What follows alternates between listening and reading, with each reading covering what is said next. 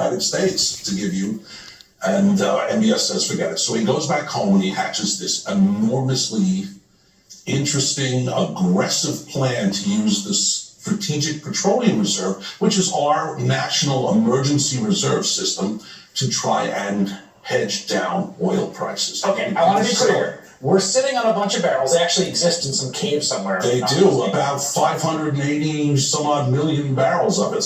And the idea is, if we're ever in an emergency in which we don't have any access to oil, this is the strategic reserve. We used it, for example, in Hurricane Katrina. That was a major time when this stuff was released. But in Katrina, they released maybe 25, 26 million barrels of oil. In this case, over the course of a year, they released 180 million barrels. No one had ever done anything like this. Very aggressive and personal. Basically, because as he's increasing the supply, he's like, oh, you're going to keep supply, you want to keep prices high? Well, guess what?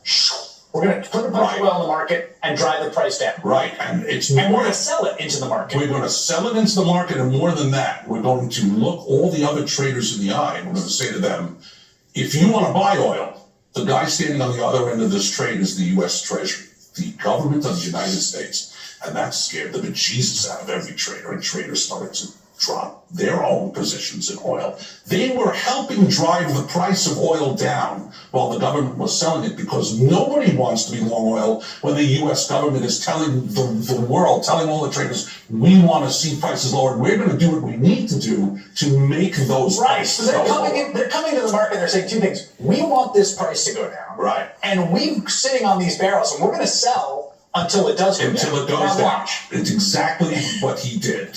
And so the amount of money he made for the U.S. Treasury, this is the fun part of it, is that he sold basically around $100 a barrel, and he's been buying it back around $70 a barrel. That's $30 that he's made on about 200 million barrels. It's, somewhere between $5-6 billion he's made for the U.S. Treasury, and that's why I said that Joe Biden is the greatest oil trader ever. You just showed this at April 2nd.